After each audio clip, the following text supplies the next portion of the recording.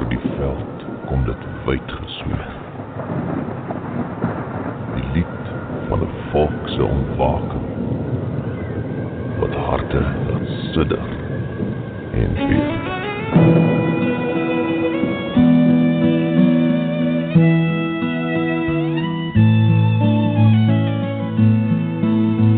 Ek smoeg vir die vrese waarmee ons moet lewe, vir guns en vir moord en vir ryp. Ek smoeg vir die bad news, vir Zuma en sy views, van ons op TV moet kyk. Ek wil nie meer hoor hoe ons tieners begrawe, oor niemand hul steur aan die wet. Ek wil nie meer lees van affirmative action op 'n klei om te hou wat ek het. Gee vir my 'n nuwe geit, 'n koers toe plesie en 'n tellery, wat lief kiesem en skryf en stry vir die mooi van ons land en ons reg om hier te kan bly. Ek stiek vir Malema, sy leuns en sy sê maar, ons hou maar ons mond en betaal. Ons kruip weg in kampe, word blind vir die rampe, en bid dat die Heer ons omhaal. Daar's Winnie Mandela, wat mense verbrand het, maar nou wil sy huil in haar hand. Die staatskas is leeg en die ANC jeug saai verwoesting en pyn deur ons land. Gee vir my 'n nuwe geit, 'n koers toe plesie en 'n tellery, wat lief kiesem en skryf en stry vir die mooi van ons land en ons reg om hier te kan bly.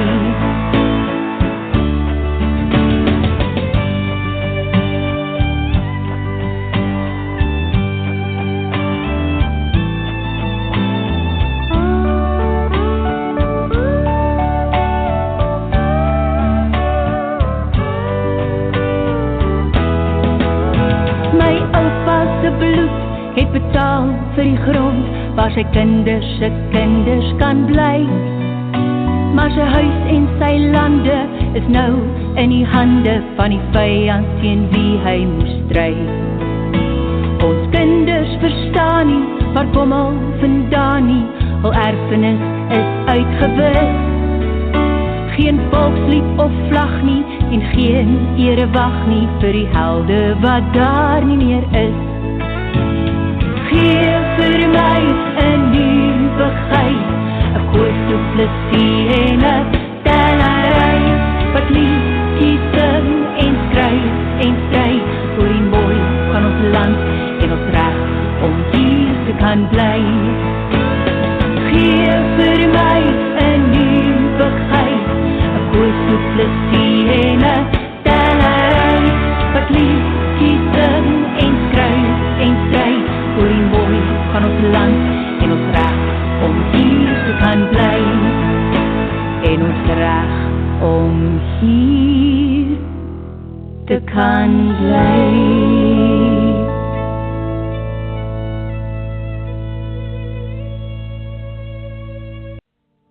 You're listening to Radio Free South Africa with Karin Smith on ResolutionRadio.com. Call in or listen now at 607-203-5423. That's 607-203-5423. Welcome to Radio Free South Africa. This is your host, Karin Smith. Before we begin tonight's show, I would like to wish all our listeners a very happy and peaceful Thanksgiving on Thursday. And please remember the reason for the day. I am very thankful personally for my husband, my family, my friends, and my safety most of all. There are so many people everywhere in the world these days who would be incredibly joyous to be able to load their table with the foods that we take for granted on Thanksgiving Day, to have people who love them, to have a warm, safe house, a bed to sleep in, clothes to wear, and a job to go to. So to all of us, I would like to say, be very thankful for what you have, because our brothers and sisters in South Africa, many of them are sorely lacking in all of those good things. It is my great pleasure to have as our guest tonight, Gertjan Zwiggelaar. Gertjan has very, very nicely promised to join our lineup of great stars on Resolution Radio, and as of the 15th of December, he will have his own show on Friday nights. So welcome, Gertjan.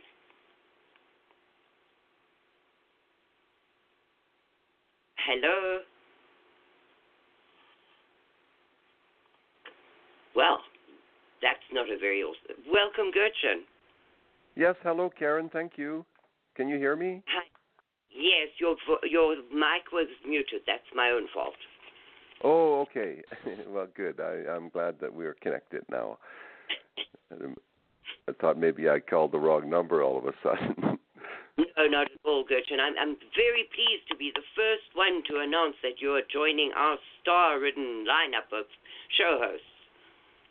Well, that's a whole new opportunity. I've never done that before. I was sent quite a package to have to look through, and I mean, there's a bit of a learning curve, obviously, but I've been assured that you will be there to assist me when or if I need help, which I'm sure I will. So I'm going to get on that project fairly soon here. I'm a bit busy with some other things going on, but I've got till the 15th, so and I'm not a procrastinator, not to worry, I'll be ready. I'm really looking forward. Radio Free Stratosphyricus, I think we'll call it something like that. Probably Yeah. Radio Stratosphyricus, yeah. So we'll tie it in with my website. Pardon? So the first question is, how did you come up with that? I know that's the name of your website, but how did you come up with that name? Stratosphyricus? Well, I was, contemplating for quite a while what was I going to do with that website. I had actually signed up for the domain back in June, and I couldn't figure out what stratosphere is. Essentially what initially came to mind, thinking that sort of my modus operandi pretty much throughout my whole life has always been to reach for the stratosphere. I figure if you reach really far, at least you're going to hit a star or the moon or something. And so that's always kind of been my sort of motto, my modus operandi, really. I try to be a high achiever and have sort of sought after that my whole life. And so I thought that the name is kind of reflective of my philosophy of life. So not stratosphere, but stratosphere puts a bit of a different spin on the idea of stratosphere. And and so I've been working at putting that website up for the last few weeks. Once I kind of hit on what the site was going to be about and how I was going to use it, and has been growing pretty consistently on a daily basis. So stratosphyricus.com. Listeners, if you have an opportunity, go have a look. I'm sure you'll find it quite entertaining. Yeah. Well, I always find our conversations, Gertjan, entertaining and educational. So I'm pretty sure that your listeners will find them the same way. So, Gertjan, tonight I'd like to start with events in Zimbabwe, because this has been an incredibly eventful week that nobody could have foreseen. Had I been asked who was going to be overthrown, I would have said President Zuma of South Africa, because he's in severe hot water with everybody. But to our great surprise, the military overthrew Mugabe. Yeah, that came as a big surprise to me as well. We do have to realize that Robert Mugabe has been senile for quite a long time. He's certainly a proven psychopath.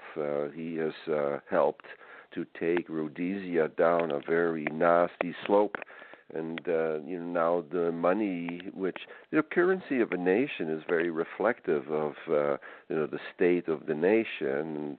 as you well know, the money in Zimbabwe and former Rhodesia isn't worth a sheet of toilet paper out here. So that's essentially what that government and that particular brilliant leader has achieved. So it is high time that changes were made in Rhodesia, but I'm not under any delusions. The coup is being led by one of the vice presidents, who is also a Negro, and so we have, Negroes fighting Negroes. But as been well proven throughout the recent history of Africa, Negroes can't run anything. So, if it becomes another Negro government, within short order, I'm sure there will be all kinds of infighting and other problems that will evolve there. It's only if there's a white government, totally in charge, I think that those countries will be able to run smoothly and efficiently, but as long as Negroes are in charge, it's not really, for all their well-meaning and attempts to do what we white people do so much more naturally and with so much more ease, they have a real problem with. They can't even organize themselves into an opera or anything like that, and so to run a government, there's certain skill sets that are required, and it's not to suggest that there isn't a place for black people within, say, a government, but not in the positions that they presently are holding in not only Rhodesia and Zimbabwe, but in South Africa as well, and subsequently the kinds of problems that we've seen unfolding and have unfolded there for over the last number of decades. It proves very clearly that there is an issue there, and they do need our help. And so it was no surprise to me to hear that in Zimbabwe, all the white people had essentially been scared off or murdered, and now nothing is working, and the government is desperately striving to get white people to come back to redo, to restart Zimbabwe, to get it back on its feet. But of course, any thinking white person, would have to think pretty hard to go back there and potentially risk everything once again, and for what? So, unless there's a white government returned there, I don't see any white people lining up to go back to former Rhodesia. And so there's a major problem unfolding there. Whether Mugabe will die in his palace or whether he will be lynched. That sort of action wouldn't surprise me either. We do see some pretty violent expressions in Africa, so that would not surprise me if they grab Mugabe. His wife, who is quite a bit younger than he is, she did have some political say in Zimbabwe for a time, but when Robert Mugabe was in power, but now her position is apparently quite tenuous, so there's not really a lot of hope that she will be the one to restart things there. So I don't know. We'll have to see how things unfold. I hope that there's not too much bloodshed. That's always terrible, but so far it's been a fairly peaceful revolution, which is to the credit of those leading the charge. But Mugabe is obviously a criminal. His criminality has been known to the world for a very long time. It is quite a surprise that there hasn't been more overt perhaps action against Zimbabwe because of the things that the government has done there to white people. But as we all know, nobody's deluded, really. I'm sure listeners to this program, the white race is being genocided worldwide, and the events unfolding in Zimbabwe could be another sort of reason to finally get rid of the last vestiges of the whites in Zimbabwe, being caught sort of in the crossfire, if you will. So it could be an excuse to go on some sort of a murder spree, but so far we haven't seen any of that, and that is, again, as I said, to the credit of those leading the charge there. It's always better that things evolve peacefully rather than violently. So that's kind of my take on that one, Karin. It has been rather an amazing thing because literally hundreds of thousands of Zimbabweans took to the streets. And you know what? Unlike South Africa, nobody was murdered. No shops were looted. Not that there's anything in the shops in Zimbabwe to loot, but no shops were looted. No fires were set. No streets were filled with rocks, whatever. They took to the streets peacefully, dancing and with joy when Mugabe resigned finally today. The only worry is that he and his wife, now I don't know if you know that his wife has got a court case pending in South Africa against her because her lovely sons have been living in South Africa in luxury penthouse suites, and she visited them and they had a girlfriend with them. The girlfriend and her had words, and she beat the girlfriend with the plug end of an electrical cord, and then claimed diplomatic immunity, which was given to her retroactively by South Africa. So there is a court case for violence pending against her. Her sons have been thrown out of at least 3 different places and had to pay tens of thousands of rands in damages for what they'd done to the places where they'd been staying. But the Mugabes own 2 huge mansions in South Africa, and the government is very much leaning towards having them go into exile there. I don't think that would be a very good thing for South Africa, but that's how things stand right now.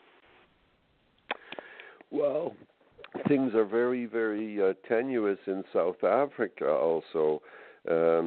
It really is amazing that these people, these Negroes, these descendants of the interlopers that drifted down from Central and Sub-Saharan Africa, with all these claims to land and property, none of which they are entitled to.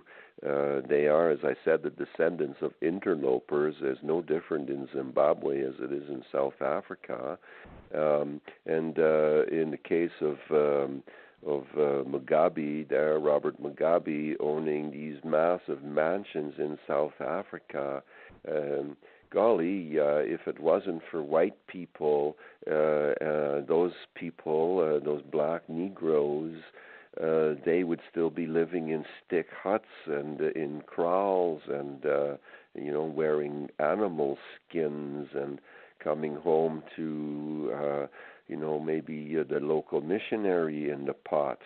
The thing is that everything they have, such as mansions, is because of white people, and yet these black people, they have a real bad attitude towards us, so Robert Mugabe will, perhaps come to South Africa and occupy these mansions, but if the general tenor is turned against him in the minds of the black people, and they do have their leaders, the more radical ones, like say Mr. Malema in South Africa, the more radical Negroes, they can easily stir up their fellow Negroes against their own kind, and so that sort of thing that we have seen that happen quite a bit in Africa. One of the ones that is probably most fixed in people's minds is the Hutus doing their thing against the Tutsis and so forth, and the kind of horror that was affected there. Well, I can see that is sort of part of the Negro makeup, And if Robert Mugabe thinks that he's going to be safe hiding out in a mansion in South Africa, if his fellows, or they could be from another tribe even, if they have it in their mind to get him, they will, and they will do nasty things to him. So that sort of thing. They do have a long memory regarding things that were done to them, either real or imagined, to them or to their ancestors, and so vengeance is often best served cold, and that may be the case with Mugabe. I think Mugabe is scared to death, quite frankly, right now, because things, like I say, could turn real nasty against him, no matter where he goes. Yeah, the two parallels between South Africa and Zimbabwe is that Robert Mugabe was setting up Grace Mugabe to rule once he stepped down. And in South Africa, President Zuma was setting up an ex-wife, Nkosazana Dlamini Zuma, to take over once he steps down. So those two parallels are quite scary. And both of them have these huge mansions. Zuma has Nkandla, and Mugabe, I for the first time saw pictures of his house and the interior of his house, and I was stunned that his people are reduced to eating rats because there is no food in that country, and they've been eating rats since last Christmas, and the rats are running out, while he lives in this enormous, huge mansion with a diamond-studded headboard, etc. It's frightening to me that these people think that they come from nothing, and it is now their birthright, literally, to live like that, and damn the consequences, Yes, it reminds me a lot of the Ceausescu's in, I think it was in Romania. The same delusions of grandeur. I mean, they built this massive white marble palace there, and the people were essentially dirt poor. Well, it's the same story. These megalomaniacs, these incredible narcissists that end up in these positions of power, well, they all get there because of the delusion that people are under, that democracy is somehow a legitimate political system, that we all have an equal vote, and which of course is really ridiculous. Somebody with multiple university degrees and tremendous achievements has the same vote as somebody who barely made it through school, if that. Let's say take a Jacob Zuma who never even finished grade 1, that individual has the same voting power as say somebody like yourself, Karin. That really, it makes absolutely no sense, and that's the reason why demonocracy, as I call it, demonocracy, is a top-down tyranny of the masses, and the masses are easily swayed and controlled by the news media, and of course we do know who owns the media.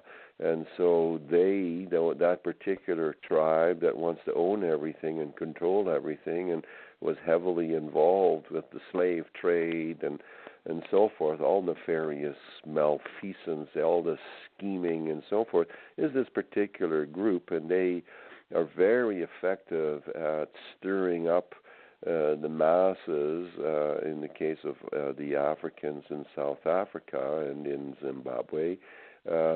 The blacks outnumber all the other groups that are down there. And, of course, South Africa is a serious multicultural hodgepodge. You've got everything in there, Malays and Chinese, East Indians, descendants of the Dutch, who are actually the Dutch and the Khoisan are the only real indigenous people of South Africa. I mean, the first people that were there were the Khoi and the San, the Khoi and the San people, who are known worldwide as the Bushmen of the Kalahari, and the Khoisan are the herders that were there. But the only other people that were in the South Cape in South Africa were the Dutch people, the Boers, and then the English, but not the black Negroes. And so, but now these black Negroes, because they also tend to prolifically reproduce, they have reproduced the white people and other groups in South Africa, and they are multi-million strong, and so they have a huge voting power, which eventually resulted in traitors getting into the government of South Africa, and then eventually they gave away South Africa to the descendants of these interlopers that have no legitimate claims to the land there whatsoever. Whatever claims they have, including the mansions, those are ill-gotten properties that absolutely do not belong to these beings. And then to think that it's because of democracy that a vile little vermin like Nelson Mandela, a horrific little murderous piece of work, somebody who openly advocated the mass murder of children on school buses and so on, who was in fact responsible for a whole lot of crimes and a whole lot of deaths. And he was legitimately in jail. He was most fortunate that white people at that time in South Africa were so kind to him, when in fact he deserved to have been strung up on a legitimate government-erected gallows. That's what should have happened to that vile little man. But he became president of South Africa, and the communist ANC gained control of the country, and so that's a tremendous indictment of democracy. Democracy got them communism, and now what we see unfolding in South Africa is white people are being literally thrown onto city dumps, as was the case recently, because of the job legislations against white people in South Africa. A whole lot of white people have been thrown out of work with absolutely no hope of ever finding work again, who have been reduced to becoming squatters, living in squatter towns and that sort of shacks and tin huts and made of cardboard and whatever they can find. Squatters now in the land that was built by their ancestors. And so there was a group of about 300 men, women, children living in a place, and just to spite them, to be a typical communist group. That's how communists tend to operate. They have absolutely no soul. They have absolutely no, and of course we know how and what they are, just like they were the Bolsheviks in the former Soviet Union, murdering upwards of 140 some million white Christians during the Russian conflagration there. It was a Jewish revolution, not a Russian revolution. Well, the same thing's going on in South Africa, as all these white people have been denied work and the opportunities, and so this group was living in this place, and the ANC government stepped in and said, no, you have to go here, and they moved them all on top of an open dump that wasn't covered over or reclaimed in any way whatsoever. It was a dump site where people were dumping their stuff. And so they were forced to live in these little corrugated tin huts with no floors, no facilities, no windows, leaky roofs, just the door.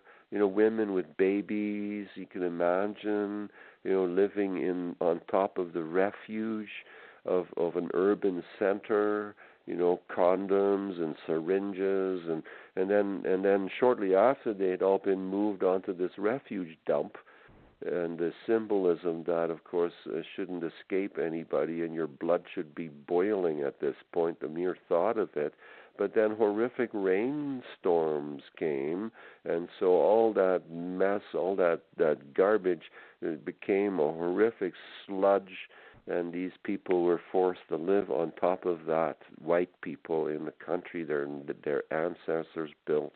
It is such a horrible symbol of how black people, always yelling, "Oh, racism, racism," but they are in fact the most racist of all the groups next to the Jews, and so to dump white people onto this refuge ground, like I said, women with children, the horror of that should have been a major symbol of human rights abuse, a total infringement and denial of fundamental human rights, and the United Nations at that point should have taken notice.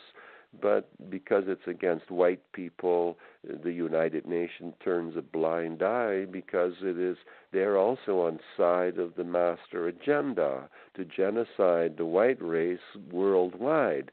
And so not only do we see these horrible events unfolding in South Africa, and then once the land grab goes into effect, I believe it's the 31st of December this year, already horrible murders are accruing, something like 50 or more murders per day going on in South Africa. The most hazardous job on earth now is, in fact, to be a white farmer in South Africa. And so once the official policy in place, that will give the Negroes their essentially carte blanche to go in and essentially finish the job. And so I was initially very heartened when news came from South Africa when King Cornelius III made, and they are, legitimate claims to pretty well half of South Africa, the southwestern Cape, the southwestern and bottom half of South Africa, which is land that legitimately belongs to the Khoisan people. They were there first. Aboriginal land claims and rights have been well spelled out, even though I discredit the United Nations, but there have been some attempts by the United Nations to put on a kind of a face of legitimacy, and they have come out with some interesting and useful and righteous declarations. And in this particular case, the rights of the indigenous peoples of an area to self-governance and to control of their indigenous homelands, that is a charter that is established by the United Nations, and that is a legitimate charter, and that gives the Khoisan people a legitimate claim. So they are and have been trying to secede from the ANC-controlled government of South Africa to form the United State of Good Hope. And when I read about that and was in contact with you, Karin, and not all those earlier heady days when we all thought, oh yeah, it was going to happen right away, and so forth. But it's a very, very slow process, which we were hoping would have been put into place already by now. But a lot of people down there, with each of them having their own little desires for a personal empire.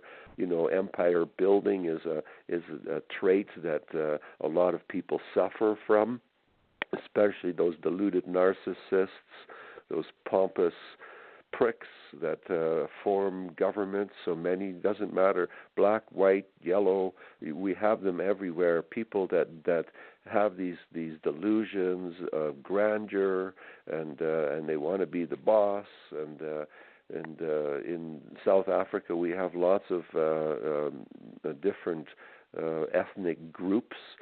They all seem to be in some sort of conflict with each other. Nobody can seem to agree.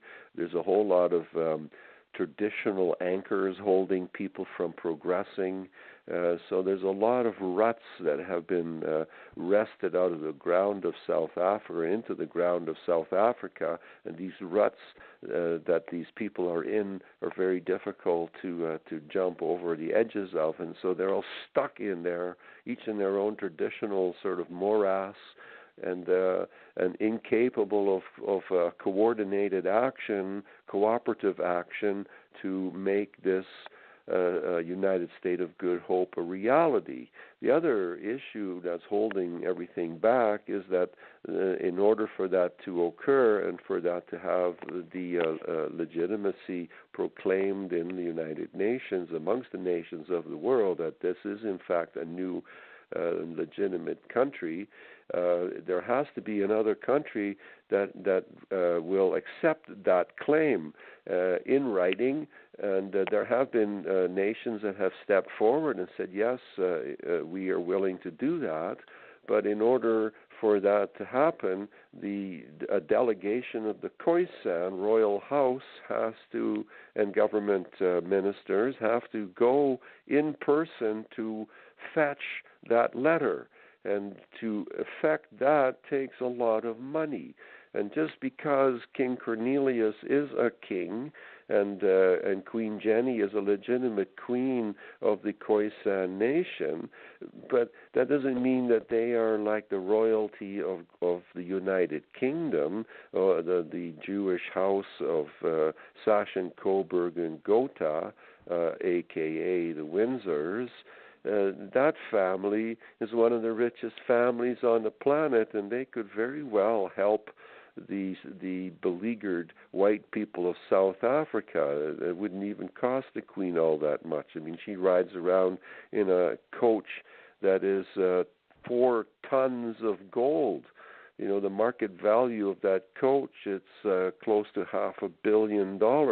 That's just her coach that she drives around in. So, or same with the Vatican, sitting on the kind of wealth that the Vatican's sitting in. They could well afford to send some money to the Khoisan Royal House to help effect this secession that is so necessary down there. Because if it doesn't happen, there's not going to be any kind of a safe haven for anybody down there to run to, because when the real manure starts to hit the fan come the end of December, nobody is going to be really safe there. Certainly not the white people, but once they're gone, who's next? The Negroes will just continue to keep killing until there are no other groups left, and it'll just be them, and then they'll start eating each other as well. So, you know, really, that's the end result I see unfolding there. I'm afraid so, and despite all the hard work I've put in to try and obtain the small, really minimal amount of money that is required, I am not getting very far with it. So I don't know if people are just sitting on the fence, or if people don't want to help, or in general, if people just don't care. I don't know what to think about it. But at the same time, the United States and the UK give millions of dollars and pounds to these countries every year that goes into the wrong pockets. The aid money does not go where it's supposed to go. And they feel good about themselves. But they cannot give a small amount of $20,000 to help the white population of South Africa. And that is one of your, you're really good on that topic of the white genocide worldwide. So could you talk about that in relation to countries helping black countries but not helping the white people in those countries? It's actually, that's always bothered me for a long time, even when I was quite young. It always bothered me. Why is it that white countries are always required to send aid to these black countries? Why is it always that, you know, in Sudan they're starving, or they've got problems somewhere else in Africa? And then we have all these arrogant Negroes claiming that they was kings and they built the pyramids. And yet, you know, I looked in Africa, and I've always been interested in geography and so on, and I've always had a great interest. And it never, I could never get it. I mean, these people, they live in stick houses with mud, just like beavers do. They don't build roads. They don't have wheels. They haven't ever invented writing. So they're not highly evolved. In fact, very, very primitive is how I thought of them. And so, always it's white nations sending aid to Africa, to black people. It's never the other way around. There's a white country in trouble. I've never seen any black countries ever line up to send aid to help white people, and yet they're always throwing aspersions at white people, at the white race, and suggesting that we are somehow responsible for their retardation. Well, of course, that's really unfair, but of course, a retarded person, you can't really argue in any kind of reasonable way with such beings. And people have to realize that the human being, the living organism that we are in, is a paradigm. It's a paradigm just like an automobile is a paradigm. You have Ferraris and Lamborghinis, and then you've got, rusty old, say Beetles, old rusty buckets, or, some Lada, that survived the revolution. Those are also automobiles.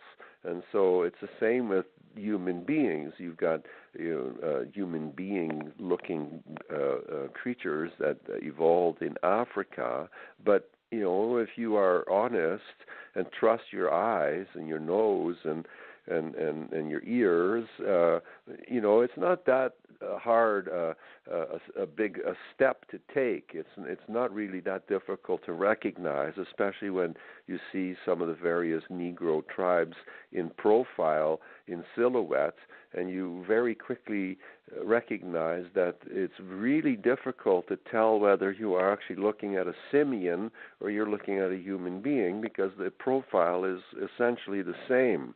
I mean, looking head straight on, some resemble very much gorilla faces. Others have the backsides of baboon-type crossover hybrids. So, that we've talked about that before, and so we have to realize that the Negro is a substantially different creature than, say, a quintessential white man or woman, and that I have to differentiate or here make a bit clearer, just so people are aware, that there are people who are white-skinned who look very similar to the Caucasian white person, but those are the Jewish Khazars, like the Ashkenazi Jews. They look somewhat similar to us, but they're not the same. They're not white people in the sense that we're white people. So, excuse me.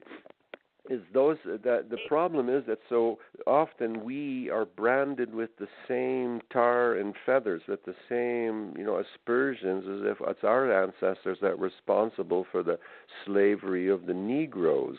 But what's happening is that those particular internationalists who are not a race but a belief system, and that belief system is hell-bent on taking control of the planet, they have used the Negro as a weapon for a long time. It's my take that when they started bringing the Negroes over to South and North America, they did it for the same reasons as they're bringing them into Europe now, is by the time that the Negroes began to arrive in North and South America, by that time white people were already building essentially a brand new paradise, a whole new paradigm of living in North America, especially a little bit different development in South America because of the hacienda system. The way the land ownership is in South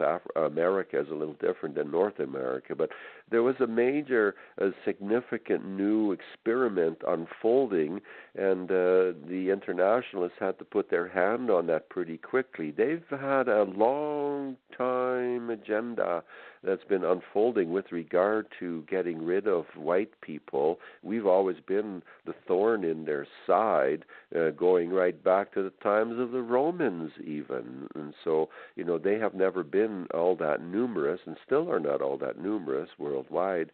The Judaic element is only about 17 million or so strong.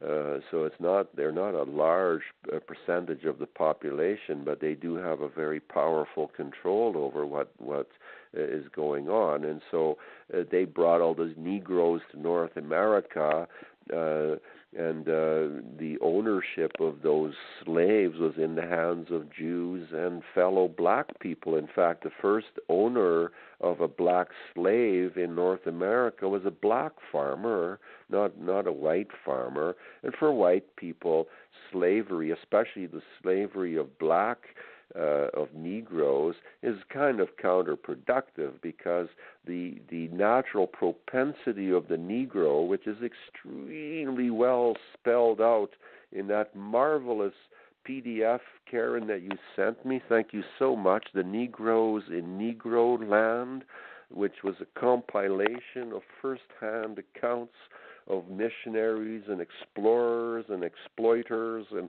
people that went to Africa in earlier centuries, particularly the 18th and 19th centuries. And this very excellent Mr. Helper put together this compilation of all these observations in Africa, and you learn a lot about the natural propensity of the Negro, and one of the things they are not is hard workers. They don't have a natural propensity to the kind of effort put into achieving end results like we white people have. I mean, we build cities, we build nations, we build rocket ships, we build, Lamborghinis and Ferraris. I mean, that's what we white people have done and do. But that's not natural to the Negro. The Negro is essentially a thief, and they've proven that extremely well. And so, because they are more likely to imitate and to steal your ideas or to steal your property, but they're not really capable of developing it themselves.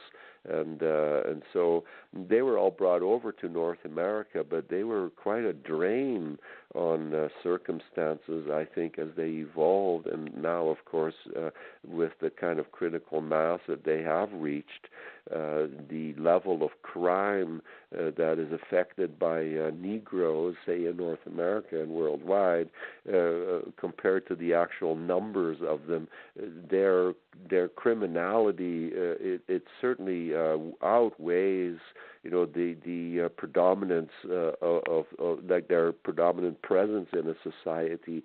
So, say in the United States, I'm not exactly sure on the top of my head what the figures are, but let's say they are maybe 10% or so, perhaps 14% of the population, but they commit over half the crimes, and that's not because of any sort of racism on the part of white people or white police agencies. Those are just factual. Those are facts. Those are figures that don't lie. I mean, they keep those statistics, and that's no different worldwide. We see, for example, now in Europe, with an influx of these sub-Saharan and Central African blacks being brought over by all these NGOs, expensive boats, and they're all dressed well, and they all got these cell phones. We don't see any women or children in these so-called refugee streams. These are armies of human rats. They're infested with bugs and diseases, not of just the body, but also of the mind. Many of them are infected with the Muslim hive mind virus. And so, because they are retarded to begin with, the average IQ of a Somali is 60, for example. They're being brought into Europe. They will never work. And they are destructive. Everything they come into contact with, whether it is a set of traffic lights even, they'll tear them down. They have absolutely no sense of maintaining, high levels of civilization. They're destroying, just like a band of angry chimpanzees. They will grab sticks and rocks and whatever and totally trash a place if they're angry. Well, you see a lot of similar behavior on the part of this black army that is now taking over a good part of Europe, and there's all these well-meaning, libtarded politicians and these humanists and so forth that have basically opened the doors, thinking that somehow miraculously the high-minded civilization of the white European will rub off on these black savages. But you have to have a certain level of intelligence, a certain level of empathy in order to be able to do that, and these creatures don't have any of that. It's even a wonder among some of us whether these beings even have souls, because you have to have a certain level of intellect, a certain level of consciousness to even develop a soul. And I do recognize that there are some human-looking creatures out there that you look in their eyes and there is no spark in there at all, and they have no empathy, and they will, quite readily chop your head off slowly with a dull kitchen knife even. So much for, their concern for fellow humanity. And we're seeing that unfolding in Europe with all these black people coming in there. It's a real wonder to me, how are they managing to live? How are they being fed? I know here in Canada, it's really weird that we've got people coming in here from Somalia, also in increasing numbers from Africa. We're seeing them more and more here where I live, which really, when I moved here in 1988, this was a white city. You never saw a Negro here, and even rarely did we see our own Aboriginal peoples here. This was a white city, but now we're seeing more and more Negroes coming in. We've already got 2 mosques here, so we're already 2 weapons caches, and democracy, of course, its hand is heavy on this place. And most of the people are heavily fluoridated, so their pineal glands are calcified. They don't have a lot of insight into any of this. And when somebody like myself expresses concern, I'm considered to be the crazy old man. And now I find out that my mail is not even being accepted at my post office box because I'm banned from the store for suggesting there was something wrong with them advertising Islam in the bottom of a shopping basket with a smiling Muslima staring back at me. So I'm the bad guy for suggesting there's something wrong with soft-selling Islam. And now I find out just now I had an email from somebody who sent me money, and it's been redirected back to my correspondent. So the way I think of that is that that's actually tampering with the mail, and that's a federal offense. And so tomorrow there's going to be some serious manure hitting the fan because that doesn't sit well with me. So yeah, there's a whole lot of issues, Karin. We could go on and on and on about all of this stuff. We talk and talk, but and most everybody else would talk and talk, but what can we actually do about any of this? And that is the question that should be in front of everybody's mind. How do we turn all of this around?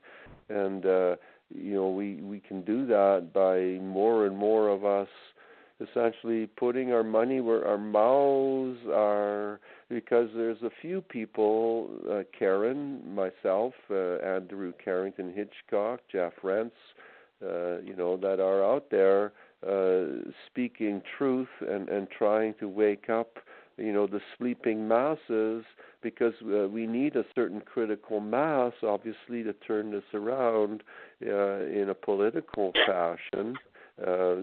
Violent revolution only gets more violence. We want to try and do this, in a smart and intelligent way, just like the Khoisan people in South Africa. They don't want a violent revolution to bring about the United State of Good Hope. They want that to go according to a legal path and in a legitimate way without violence, and they deserve to have that way done.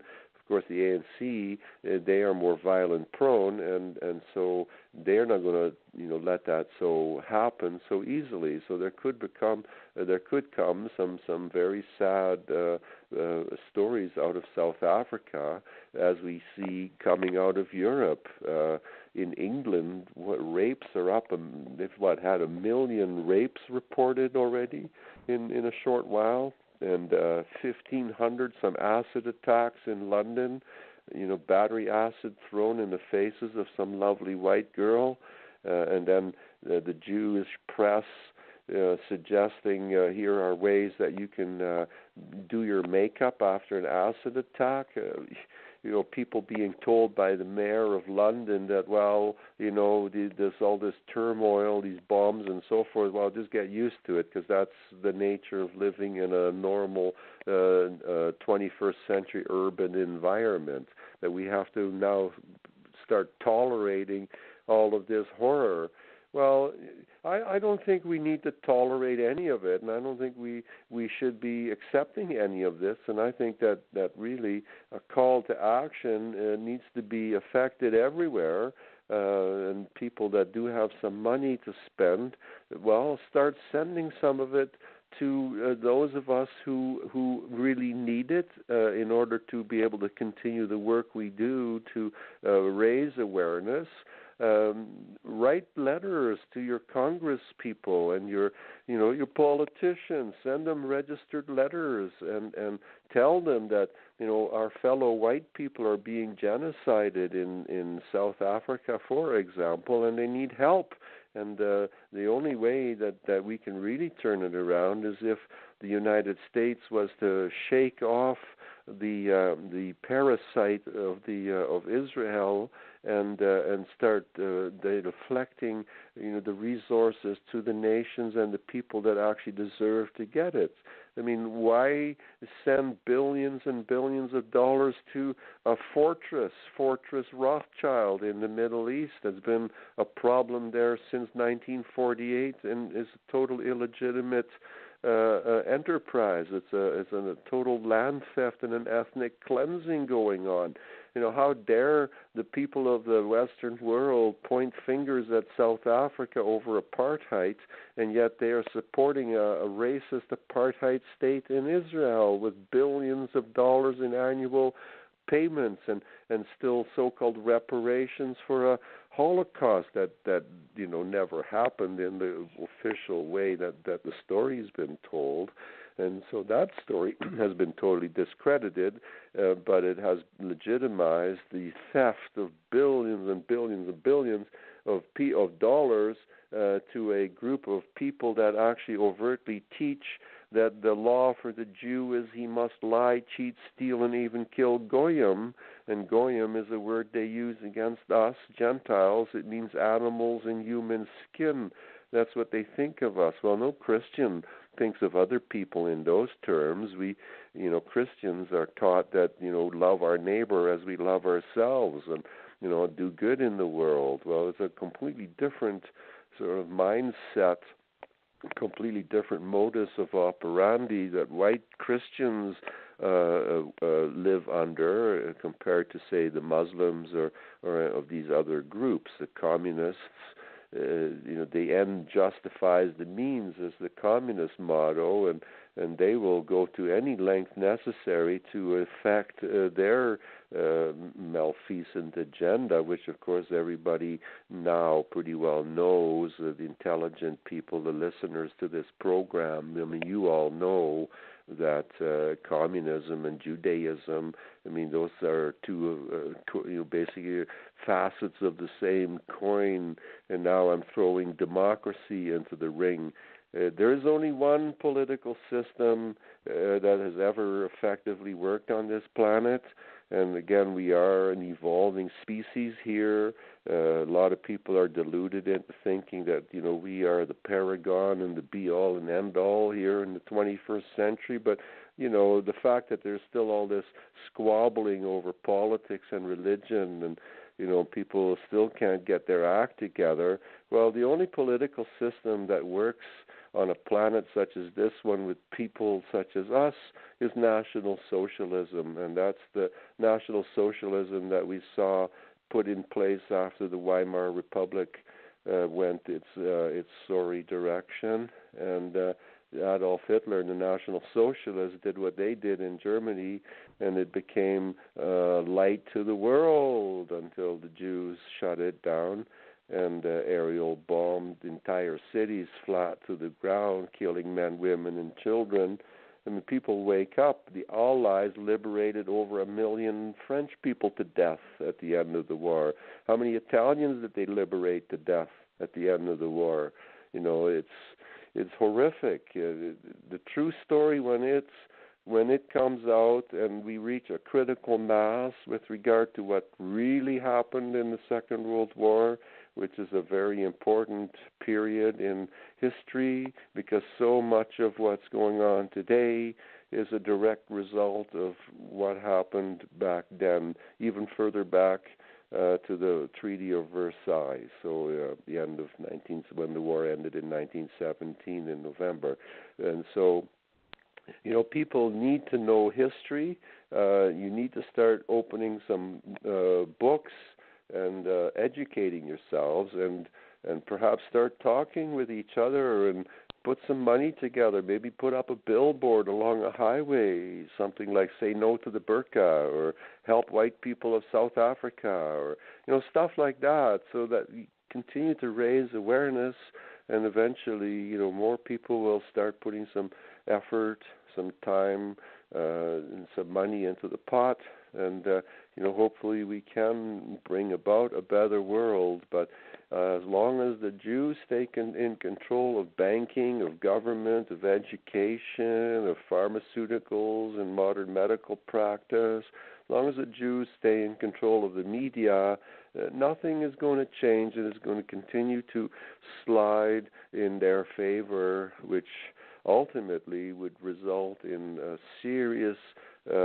decimation of the world's population, particularly white people, because according to the Georgia Guidestones, they've clearly indicated that the goal is to reduce world population down to 500 million. And so given there's about 7 billion of us, that's 6.5 billion people they're planning to exterminate. They're doing a pretty good job with geoengineering, the chemtrailing. As most of you in white countries will wake up in urban centers and your whole sky is covered with jet so-called contrails, but they're not. They're chemical trails. They're spraying us like bugs. And, of course, they've got fluoride in the drinking water, which calcifies your pineal gland and is the primary cause of premature death.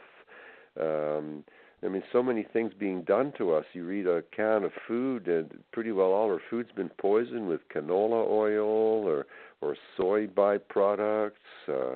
So there is an ongoing genocide that is being effected against us, but it's in some cases so subtle that you don't even recognize it's being done to you. Like we're being soft killed, is the way some people have voiced it. And so part of that story is the influx, the infestation of these human rats now carrying a whole plethora of diseases, some of which our medical practitioners are not even savvy of. They have no idea what these hybrids are.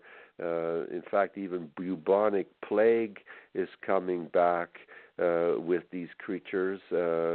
Bubonic plague is I can't say it's raging, but it's certainly making its ugly black head very visible in Madagascar, apparently, and it is starting to creep over the Sea and coming into the mainland. So I suspect that we will be reading eventually more about that as well.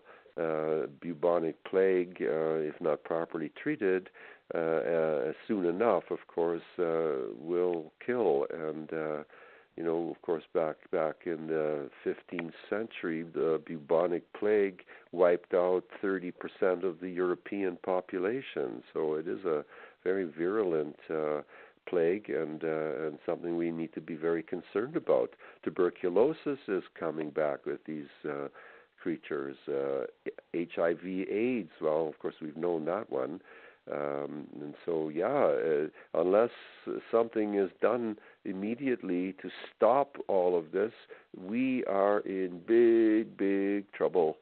Not just in Europe and not just here, but everywhere. Australia, South Africa. We're seeing more and more turmoil unfolding in Brazil, in Venezuela. It's everywhere. And we know whose hand is on all of this. So now the question is, what are we all going to do about it? On that note, Gertjan, we're coming up to an ad break. You have about 5 minutes to make yourself a cup of tea, and we will be back. You're listening to Radio Free South Africa with Karin Smith on ResolutionRadio.com.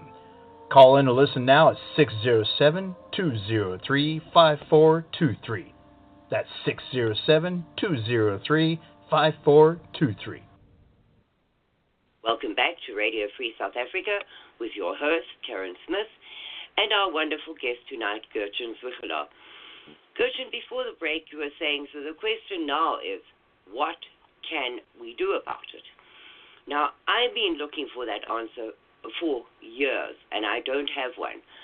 What are your suggestions? My suggestions, what can we do to help the people in South Africa? Well, there's lots of people listening to this program, either now live or they will listen to the archived program. The reason that you're listening to these programs is because you care and you want information, and you likely are looking for some solutions, something that you can do. We all feel kind of helpless. We're also scattered all over the place. But things that you can do, one of the things I suggest is to really launch a serious awareness-raising campaign. If you have feelings for the white people of South Africa, well, maybe make up a flyer, a single page, and direct people to Karin Smith's Radio Free South Africa programs and other organs that are espousing this information. Perhaps you can send registered letters to your politicians advocating that they take a serious look at this unfolding genocide in South Africa, and that there's a push to get the United Nations to declare that serious human rights issues unfolding there, and perhaps maybe fund a billboard or so along the highway, maybe. We are facing a serious invasion here as well, becoming more and more serious by the day. And so billboards to help reach the critical mass necessary to use the methods that are in place at the moment, i.e. democracy, to force the government's hand. So a billboard along the highway, something like "Say No to the Burqa," or "Muslims Go Home," or Islam is a rape and death cult. Abraham Lincoln said, and then we can pull some quotes from Abraham Lincoln where he was very overt regarding the problem of crossbreeding whites and blacks. Abraham Lincoln was not very particularly keen on Negroes. He was very much a man of his time, and he was very well read, and I wouldn't be at all surprised if he had read The Negroes in Negro Land, since he's quoted in there. A quote that I recall now, although this one is not in the book Negroes in Negro Land, but it is a quote that I've read and remembered when Abraham Lincoln was asked in 1865, when the North was actually losing the war, and they had to try and figure out, the Northern government had to try and figure out, well, how do we get more young men signing up for the Union Army, because very few people were signing up. It wasn't a conscripted army; it was a voluntary army, and most of the boys, white boys in the North, they knew that it was essentially a banker's war, and there wasn't really a moral element in the equation until they threw in the slavery issue. And so, white people have this natural empathy, and so that when the slavery issue was tossed into the equation, the enrollments into the Union Army came up to the numbers necessary to finish the job and kill off, a whole lot of other white people in the southern states. Well, Abraham Lincoln is on record to have said, "I don't care if I free one slave, or I free a bunch of slaves, or I free them all. It really, this war is not about slavery." And so, and then in the quotes that are in the book, The Negroes in Negro Land, and again, if you haven't got that, ladies and gentlemen, go online, just Google it. Just Google The Negroes in Negro Land free PDF. Just put it in like that, and it'll come up. And I highly recommend download that onto your computer and print off a hard copy and read that. For you white people who are still kind of lukewarm with regard to the Negro question, if you will, that will throw a whole lot of light onto the subject. And you have to realize it's not our ancestors, our white ancestors, that were responsible for slavery. It's Jewish. It's Jewish Muslims and fellow Negroes that practice the slavery story. So, hold your head up high and don't anybody, throw that at you and let that get you down, because it's not a true story.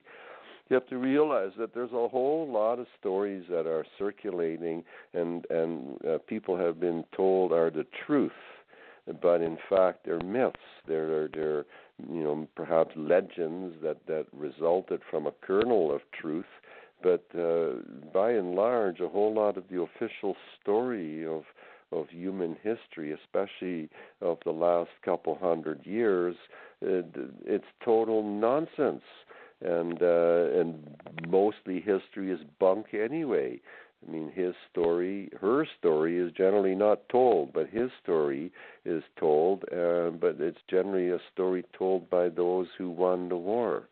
And that is pretty much the story. So, if you really want to know the truth, you got to basically take the attitude that whatever is being pushed on you, and you're not allowed to question, because if you question the official story, then you may risk some sort of legal repercussions, which of course is absolutely ludicrous in a so-called free society. I mean, speech is speech. Words are words. I mean, sure, yeah, some sensitive, thin-skinned snowflakes, they get all worked up over somebody's words, but really a critically thinking, highly evolved human being is not affected in any way by words.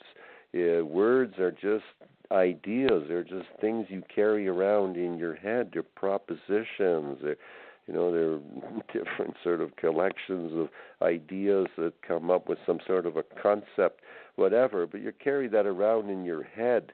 It's nothing to get worked up over. Just the same as pictures are just pictures. I get so perturbed over the fact that now I'm again 30 days in Facebook jail, so that's now 470 days when that's done. 470 days since sometime in 2016 that I've been banned from Facebook. Simply for showing some pictures of flags, for example. Beautiful flags from the Wehrmacht of the Second World War, National Socialist flags, magnificent flags in 3 colors. The Israelis can only have 2 colors, blue and white. They not so much imagination, and and so for that. Or this latest one is, I was simply making a point in answer to somebody else's post, showing Taylor Swift making these Hail Victory salute and quoting Adolf Hitler, and so I posted a photo of her, Taylor Swift, in what I consider my favorite red dress, which is her in a really nice red dress with a big swastika right on the belt, it's really sharp. It's gorgeous. It's not, but for some reason these people that run Facebook, they are so psychopathic. They are so strange. They're so thin-skinned that just a picture of a girl in a red dress with a swastika is enough to put me in jail. How absurd is that? And it's so totally an indictment, of their psychopathy. And, that's really the thing, is that the people that are running the Western nations are to far too significant a degree members of that particular group. In the United States, we're well aware that Donald Trump is surrounded by Ashkenazi Jews. In fact, he has something that resembles a man as a son-in-law. We think it's a man, but we're not really sure. But it is some sort of a milquetoast, kind of a dweeby, mid-30-something creature that's married to Donald Trump's daughter, who is not overly, she reminds me a little bit of Paris Hilton, a little bit more advanced, but, sort of in the same class. And, so he owns a building with the number 666 on it, Jared Kushner, and we're aware that all kinds of nefarious research is going on in that building pertaining to chip technologies, RFID chips for implanting under the skin of Goyim to, further control and keep track of them. And so, until those people, I'm having trouble calling them people, is when I looked into the history of the Jewish people within their own sources, the Jewish Encyclopedia quoted from there, and I read The Controversy of Zion by Douglas Reed a couple times actually. I'm on my 3rd read of that book. So that's 300,000 words, and magnificent books available online, PDF. Grab it, folks. The Controversy of Zion and the Protocols of the Learned Elders of Zion, and I'd done graduate studies in Marxism, and I went through all those different hoops, and I came to some conclusions which I had actually come to prior to ever having read Mein Kampf, which I read relatively recently, probably about 4 or 5 years ago. And I had come to there same conclusions that Adolf Hitler had come to with regard to the Jewish question. And so, there were not any surprises in that book. And I have to, at this point, make a statement regarding the sort of general idea that is held by a lot of people, that Adolf Hitler and the National Socialist government of Germany was somehow hell-bent on exterminating Jewish people, when that is not at all the case. The National Socialist government, was no official policy whatsoever regarding the extermination of any people, really, but relocation certainly was strongly admonished. And indeed, the German government of the time, under Adolf Hitler, they were really trying very hard to remain civil with the Jews, who had literally stabbed Germany and the German people in the back, and they were the only country in Europe that let them in and gave them an opportunity to thrive, where 109 countries prior had sent the Jews packing once they figured out what they were up to. So there's a long history in Europe of relocating the Jewish people, and the German people were the National Socialist government of Germany was striving to do precisely that. They were thinking of Uganda or Madagascar as opportunities, and would have been way nicer for the Jewish people anyway. Uganda, the piece of land that was offered there, was far more salubrious than that piece of desert in the Middle East where they presently are plunked, albeit they've done some things with it. It was a fixer-upper, and they've sought to fix it up somewhat by eradicating and exterminating the indigenous population there. Madagascar, I think, would have been a far better choice. Also, very wealthy place with regard to some natural resources, lumber and lemurs, and not too many people actually living there. We could have surrounded the place with our navies.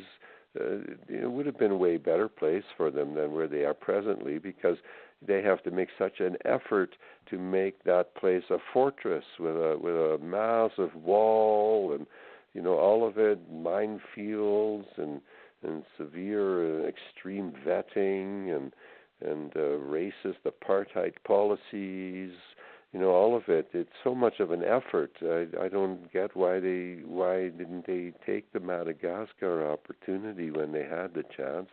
Would have been way nicer for them, nicer climate there too, I think. But that's the way the story has unfolded. So now we have this issue with Israel in the Middle East, continual problems down there. And so that's been ongoing, and huge amounts of it's ridiculous, so much unfounded guilt being carried on the shoulders of white people, the descendants of Germans and other white people. We collectively kind of being branded as well. We're all these horrible, and especially those of us who are awake and conscious and do know a few things, have read a few books, who are staunch National Socialists, who recognize that democracy and communism are essentially, gloves on the hands of the same creature. Neither one has been of any benefit to us collectively. And again, all that people need to do is be honest, open your eyes, trust your senses. When you look at Weimar Germany, and then you look at what was achieved when Germany was on her knees and crippled by the Treaty of Versailles, how when they threw those shackles off, got rid of the Jewish banking interests, tossed the Rothschilds out of, essentially, they turned that country around in 2.5 years, and within that 7-year period of paradise there, Germany became one of the most significant nations on the planet, because those are our people. Germany is the poster child, if you will, of the white races. We're many different races, not many different races, pardon me, many different groups. One race, the Caucasian white Aryans, but, we're Celts, and we're Teutons, and we're Saxons, and we're Angles, and we're Picts, and we're Irish, and we're Frisians, all these different peoples that collectively are the white race, and they're the ones that have done everything of value on this planet. White people made operas. White people, developed a Mozart and a Beethoven. White people designed and built skyscrapers. Yeah, we may have hired, other people from other races, perhaps Orientals or maybe Malays or Filipinos, to do some of the work, but it's not work that they originated. That all began with white people. White people built airplanes, and now we have Jacob Zuma, who never even finished grade 1, and he spent over $500 million of the people's money on a private airplane for himself, the size of Air Force One. I've seen pictures of this thing in the interior. The level of luxury, it's absolutely obscene. And, look at how many black people, his own people, are suffering, as you mentioned earlier. So, it's not just white people that are suffering in South Africa. Everybody, that's not really in the echelons of the ANC is suffering, which is exactly how things always are in any communist manifestation. There's still always a wealthy elite that the commissars, the leaders of the party, they do extremely well. They did extremely well during the dark ages of the Soviet Union. Well, it's really no different than under democracy. We look at, say, congressmen and women and senators and so forth, and you look at how these people live and the kind of fat salaries that they get, and they get a lot of free stuff because they are the congressman or the senator gracing someone's restaurant with their presence, so they get a free meal. But these people are like parasites, and they're not particularly bright. You take a look in the United States, which we see it in South Africa too, where the predominant members of the government are Negroes. Well, we don't see a predominant number of Negroes in the American government, but we do see them there. We see people like Maxine Waters. You wonder, how is it possible that Maxine Waters can walk and breathe at the same time? This woman is dumber than a sack of nails, and she's not atypical. There's several in there. One black Negro, was he a senator or a congressman, recently was questioning an admiral, a high-ranking American admiral, about the deployment of material and infrastructure on the island of Guam. And this black man suggested that maybe they need to redistribute all of that a bit differently because otherwise the island might tip over. Yeah, well, it's a true story, Karin. I know,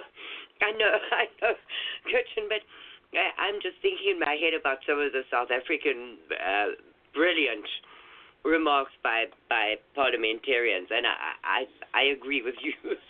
A bag of nails is being polite. Yeah, at least nails are useful. Yes. Yeah. It's really, really sad. The Dr. Schweitzer, Albert Schweitzer, and again, I don't know, for some strange reason, Karin, I have this incredibly prodigious memory, it's like a steel trap, like that of a dozen elephants sort of thing. And this goes back to when I was a child growing up in the Netherlands, and I left there when I was 9.5. So that's a memory from childhood, pretty young childhood memory. Albert Schweitzer was already in my mind at that time because, Albert Schweitzer in the 50s was a major figure in the world. This kindly brilliant German doctor who devoted his life to ministering to the Negroes who never even invented a plank, never invented writing, so they couldn't pass on any kind of advanced medical experiences, and still believe even to this day in juju and mumbo jumbo and witch doctors. And so he said, I quote, "The biggest mistake the white man ever made was to give the black man the idea that we are equal." And that is the mistake that was insinuated through democracy by the Jews, who put that infection in there deliberately to now to have created what we now have is these incredibly arrogant black Negroes, not just in South Africa but in North America as well, who have achieved levels of wealth and power that is far beyond what they deserve to have, given what their natural propensities are and what really are their gifts, theirs and their ancestors' gifts to the world, which is very, very little. And, so a Negro who can chase a ball as well as my Saint Bernard, if I had one, or my Chihuahua, they can chase a ball real well, bring it back. They'll jump over a hoop or through a hoop or over a fence. They do all kinds of remarkable things, but they don't write any real significant tomes on the history and philosophy of law, for example. They don't write the major works of literature that goes on the shelves with the works of Hans Christian Andersen and Charles Darwin, for example. Or Charles Dickens. Charles Darwin is kind of fiction there too. So, yeah, but interesting. Bit of a boring read, I find, Darwin. But, anyway, those people have never produced any of that sort of stuff, but they are now being rewarded with all this wealth, and they're even put on television programs, and we have the Whoopi Goldberg and Oprah Winfrey, the wise old black women, and they're wealthy, but really, when you actually examine the physiognomy of a Negro, on average, their cranial capacity is from 200 to 300 cc's less than that of an average white person.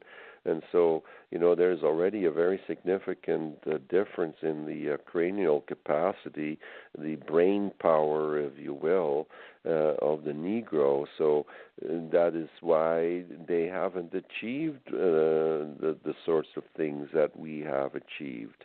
They were quite content to basically sit about in their kraal. The men virtually, that's what they do pretty much. They have absolutely no interest in working. All the work is done by the women. And of course, the way the women are treated, they're just chattels. They're just like cattle. There's really that kind of relationship that evolves, say, between a white man and his woman is way different than now. Of course, there are exceptions to the rule in North America, particularly because of the incredible miscegenation that took place when the Irish were brought over and bred with the Negroes. So we do have cases like Will Smiths and Morgan Freemans and so forth, that Beyoncés. These are black people, but they're not really black in the same sense of the black Negroes of Sub-Saharan Central Africa, and very different because of that extra white genetic sort of present that they were given. And so, they are somewhat smarter, but on average, the Negro is not that smart. and not that trainable, and naturally very lazy, and not really very much capable of helping develop anything of value.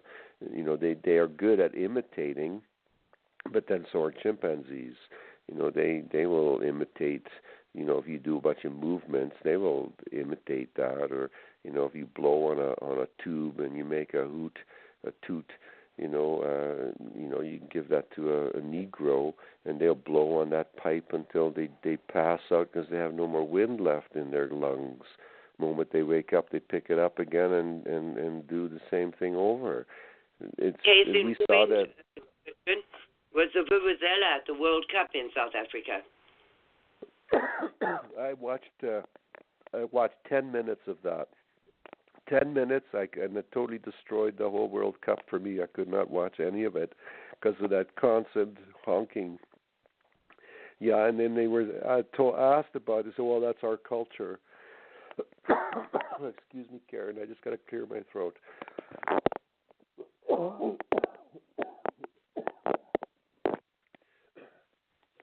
Well, at that time, you should have been in South Africa. If you were living in South Africa at that time, that is all you heard. 24 hours a day for months on end was vuvuzelas blowing endlessly in the streets. It was an amazing thing. So as you said, they'll blow it until they have no air left and then fall down asleep, and when they wake up, do it all over again. Yeah. It's, here where I live, up until relatively recently, we had this huge facility where entire wards of vegetables, for example, were, bedridden and fed with tubes, and then there was other various stages of retardation that were institutionalized there. Well, so I'm very familiar with how retarded people are. We're not supposed to use that word even anymore. That's not politically correct. But I don't know what other word you use. Retarded means to be slowed down. So people with mental issues that are not of their making are there because of birth. And so we have these beings, and at some level, you can give them one of those horns and show them how to blow it, and you will get exactly the same kind of behavior.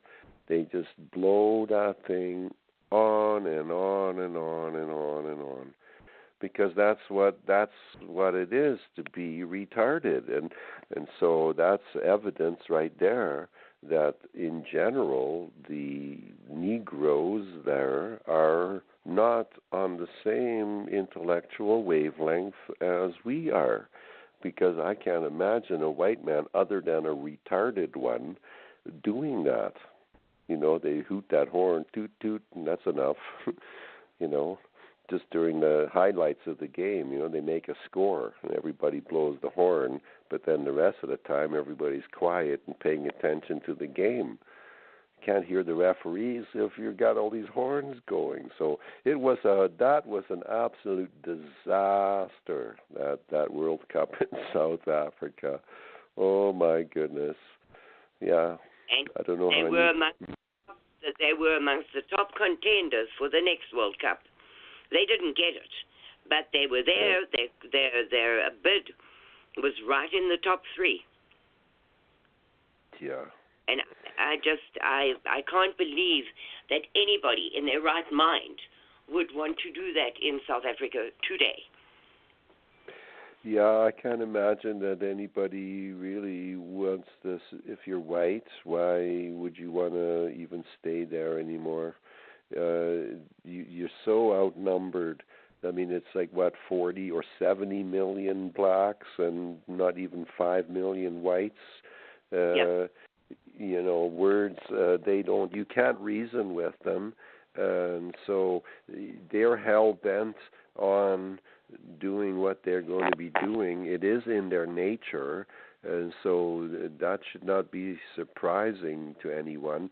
I mean, all these missionaries, these Bible thumpers that went into Africa thinking that their high-mindedness and the high ideals of Christianity would rub off and would be assimilated by and accepted by the Negroes. The Negroes just saw that as just more mumbo jumbo that they could somehow incorporate into their own demonic, satanic, black, dark arts. Some new juju. The moment the missionary wasn't looking, if he managed to survive with his life, he sometimes ended up in the cooking pot. Oh, we'd love to have you for lunch, and then because that is, the Negroes should have always been left in Negro land. That's why Africa is Negro land.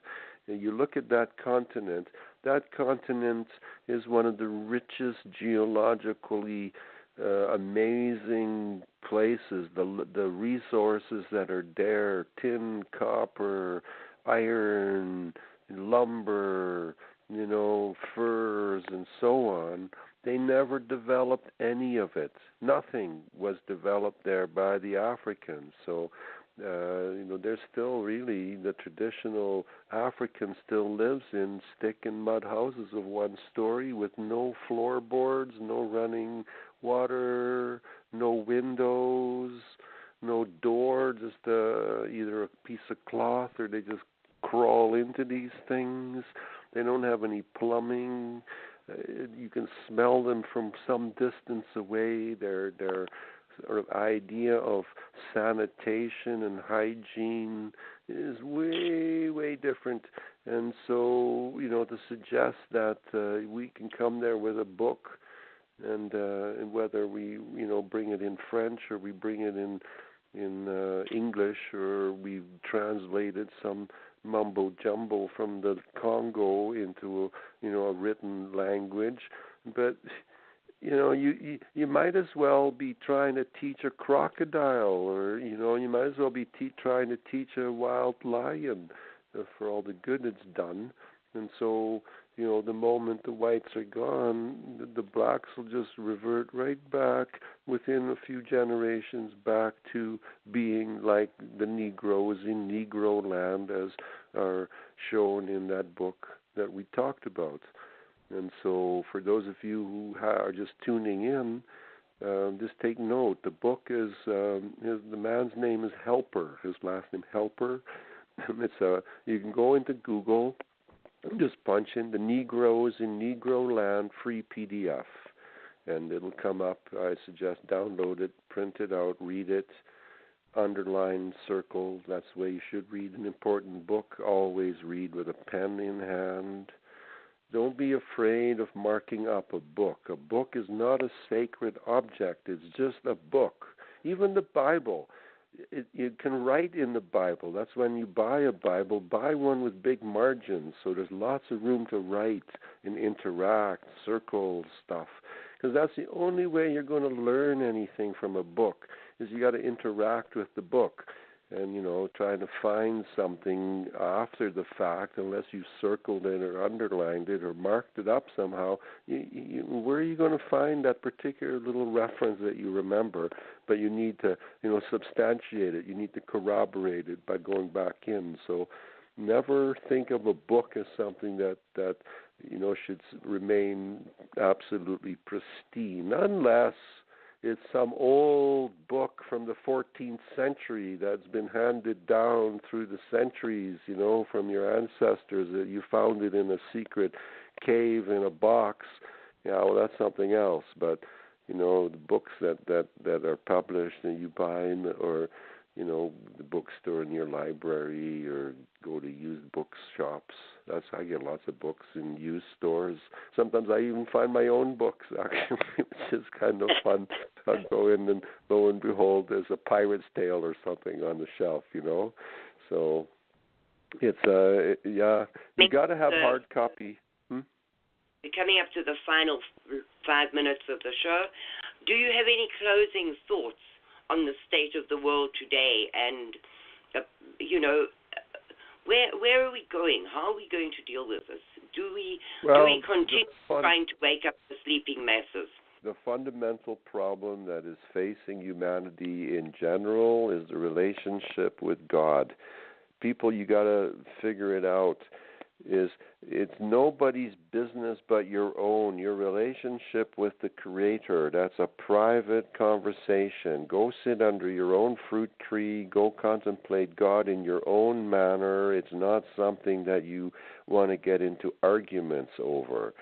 Private conversation. The moment you make that a public show, you debase that precious relationship. So keep that to yourselves. I mean, it's okay, you can share ideas about God and your experience in the world and so forth, but that's the fundamental problem that you first need to solve. And secondly, you've got to answer the Jewish question. You've got to get it straight in your heart and in your mind who in fact are the minions of Satan, who are the minions of Lucifer that are helping to affect an agenda that is 3 millennia old, seeking to take control of this planet and turn it into a prison. And we want to put the brakes on that. Just because some ancient books have suggested that maybe there's going to be Armageddon and apocalypse and the rapture and all of that, doesn't mean you have to go along with that story. Most of the stories, as I identified earlier, are myths and legends and half-truths and conundrums and mysteries and so forth. And the guide, be easy on yourselves. You're not perfect. You weren't created perfect. We all make mistakes, and even our politicians have made mistakes. If people are willing to repent and own up, fess up to the mistakes they've made, well, forgiveness goes a long way, and it sure takes a lot of weight off your shoulders, if you're willing to forgive. But certain things can't be forgiven. And, and again, that's a whole another conversation. The pedophiles who are being revealed left, right, and center in all echelons of power worldwide, these creatures, the Podestas, the Clintons, and so forth, these vermin are being revealed, and they need to be brought to justice. We have to see justice done, and so far we haven't really seen a lot of that, and that's another reason why we do have a lot of the problems we do have. A lot of malfeasance spreaders are not held accountable. Gertjan, thank you very, very much for being my guest tonight. I really I enjoy our conversations because I learn so much. And I'd like to finish by saying, Gertjan said, your relationship with our Creator. And be nice to yourself. My thoughts, especially now at Thanksgiving, be thankful for what you have and be kind. Be kind to yourself and be kind to others until they prove they don't deserve it. But until then, be kind to others. This world that we live in is a very hard, unfriendly, unforgiving place. And if each of us tries to share a smile, a kindness, a warm word of understanding, of empathy, of sympathy, of whatever, just be kind, starting with yourself, because for myself, I know that I'm my own cruelest critic. Be kind to yourself and be kind to others. And if we could spread that, we would live in a much nicer world today. Once more, thank you, Gertjan. I'm looking forward to your Friday shows. God bless South Africa. God bless Good Hope. God bless the United States. And God help the world we live in today. Good night. Good night, Karin. Thank you. Bye now.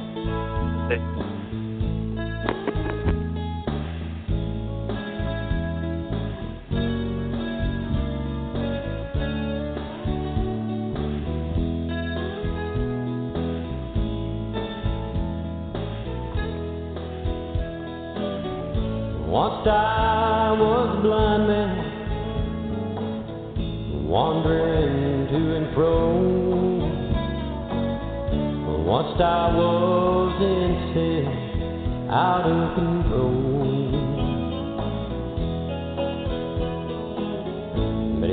reached down and picked me up, poured His Spirit over me, He knocked the scales from my eyes, and now I see. Praise Him, praise Him, praise Him, praise His holy name. I was in sin, but He loved me just the same. Praise Him, praise Him, praise Him, the beginning and the end. When I leave this world, I want to be praising. Yeah.